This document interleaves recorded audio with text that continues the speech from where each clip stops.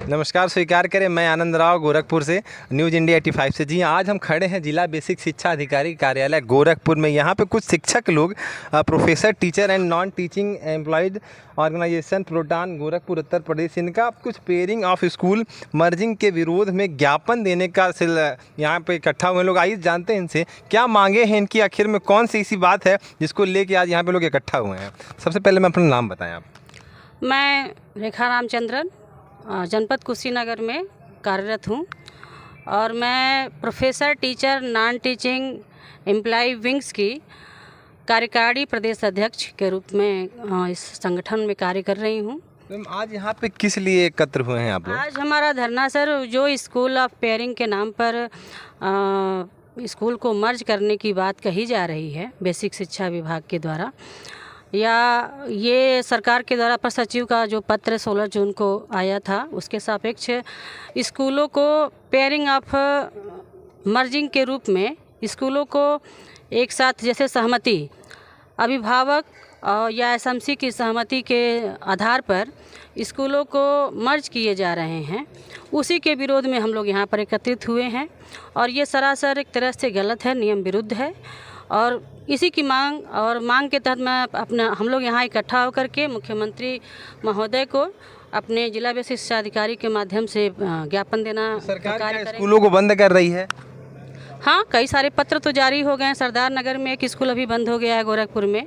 और इसी तरह से सरकार क्या पक्ष रख रही है बंद करने का? सरकार पक्ष रख रही है अपर्याप्त नामांकन। अपर्याप्त नामांकन में कोई भी निर्धारित नामांकन भी नहीं तय किया गया है कि 20 नामांकन वाले विद्यालय या 50 नामांकन वाले विद्यालय। लेकिन एक तरह से पिछली बार जब आया था कि 50 नामांकन वाले विद्यालय बंद किए जाएंगे, उसी के बिहाफ पर सूची जारी हुई है और कि इस ब्लॉक में इतने इतने स्कूल पे 50 से कम नामांकन है, जिसके कारण इस स्कूल को अध्यापकों की और अभिभावकों की सहमति से कम है। तो वहाँ पे तो स्कूल में नामांकन बढ़ाने के लिए सरकार को कुछ काम करना चाहिए कि बंद कर देना कहाँ से ऑप्शन होता है? तो ये सरकार की योजना में नहीं सम्मिलित है कि अगर नामांकन कम है तो हम उस नामांकन को बढ़ाने के लिए क्या कार्य करें। इसके अलावा इस पे कार्य न करते हुए स्कूल को मर्ज करने की कार्य कर रही है गवर्नमेंट। और इसका सीधा सीधा फैक्ट वो बता रही है कि राष्ट्रीय शिक्षा नीति 2020 और एनसीएफ 2022 के अंतर्गत स्कूलों को एक स्कूल कॉम्प्लेक्स के नाम पर डेवलप करने की बात करते हुए और डेवलपमेंट के आधार पर ही स्कूलों को एक साथ मर्ज करके और कह रही है कि वहाँ पर मैं तकनीकी चीज़ों को या भौतिकी जो भी सुविधा संसाधन है उसको मैं प्रोवाइड कराऊंगा।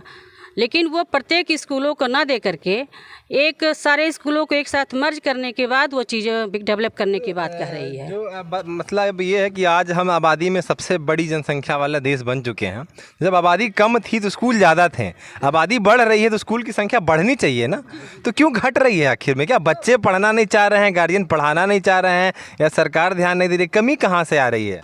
बस कमी तो मुझे सर ये दिखाई दिया कि जैसे जब हम लोग पढ़ते थे या हम लोग जब अध्यापक बने तो हम लोगों के समय में प्राइवेट स्कूलों का इतना मान्यता भी नहीं प्राप्त था। और उसके साथ ही साथ बिना मान्यता, गैर मान्यता प्राप्त जो स्कूलें हैं, एक एक चौराहे पे कम से कम 10-10 स्कूल बनाए गए हैं जो उसकी स्कूल की मान्यता भी नहीं प्राप्त है। और वो अपने ग्राम सभा से 15 किलोमीटर दूर जाकर के स्कूलों पर वो स्कूल ऐड हैं और वहाँ की मार्कशीट मिलती है। शिक्षण कार्य हमारे चौराहे पे चलते हैं, जिसके कारण जो गांव के बच्चे हैं वो एक तरह से प्राइवेट के जो अध्यापक हैं वो गांव के ही हैं और रात दिन गांव में काम करके और झूठा प्रलोभन दे करके कि आधी फीस ली जाएगी या हम 2 महीने का फीस माफ़ कर देंगे, आप नाम लिखा दीजिए, मैं आपके घर तक गाड़ी भेज दूँगा, इस तरह के झूठे वादे करके अभिभावकों को अपने तरफ खींच ले रहा है और शिक्षण का कार्य कर रहा है। फिर जब 2-4 महीने बीत जा रहे हैं तो अभिभावकों को फीस देना ही देना पड़ रहा है। अभी तो गाइडलाइन है कि 1 किलोमीटर पे स्कूल होना चाहिए या फिर जहाँ सरकारी स्कूल है उसके आसपास प्राइवेट नहीं होना चाहिए।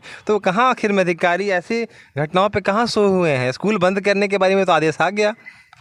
तो सर हम अब ये गाइडलाइन गवर्नमेंट को फॉलो करनी चाहिए कि अगर 500 से 1 किलोमीटर के दायरे में प्राथमिक विद्यालय सरकारी खोले गए हैं, तो उसी तरह से अगर कोई प्राइवेट शिक्षण संस्थान भी खोले जा रहे हैं, वो प्राथमिक स्तर के ही क्यों ना हो, उसका भी मानक होना चाहिए कि इतनी दूरी के साथ उस स्कूल का निर्माण हो, और निर्माण के साथ साथ उस स्कूल का जो फुलफेथ मानक है उसको भी दिया जाए। कक्षा कमरों का भी एक मानक हो, और साथ ही साथ अध्यापक का भी एक मानक हो। जैसे कि हम लोग वेल ट्रेंड टीचर अगर बेसिक में नियुक्त होते हैं, उसी तरह से प्राइवेट स्कूलों में चाहे वो कक्षा 5 तक का ही मान्यता क्यों ना दे रही हो गवर्नमेंट, वहाँ पर वेल ट्रेंड टीचर को नियुक्ति मिले। और बिना मान्यता प्राप्त स्कूल पूर्ण रूप से सरकार बंद कराए, तभी बेसिक में नामांकन बढ़ पाएगा। सरकार अभी तो प्राइवेट को बढ़ावा दे रही है और गवर्नमेंट को बंद कर रही है। जी हाँ, आप जनता प्राइवेट में अपने स्कूल के अपने बच्चों को ले जा रहे हैं, कल को जब प्राइवेट फीस बढ़ा देगी तो सरकारी में पढ़ाने का आपका ऑप्शन ख़त्म हो जाएगा, तो क्या करेंगे? ये सवाल बनता है पूरे भारत के हर एक नागरिक का, क्योंकि शिक्षा ही सवालों को जन्म देती है। आप कुछ मत दीजिए देश के नागरिक को, बस शिक्षा दे दीजिए, स्वास्थ्य दे दीजिए, बाकी सारी चीज़ें जनता लड़के ले लेगी। और हम उस दिन शिक्षा मानेंगे एक समान जिस दिन सांसद का, मंत्री का, विधायक का और एक सफाई कर्मी का बच्चा भी एक स्कूल में पढ़ेगा ना, हम उस दिन मानेंगे कि देश हमारा विकास के रास्ते पे चल रहा है। वरना ये विकास की बातें कोरी, काल्पनिक, झूठी, बेकार की हैं।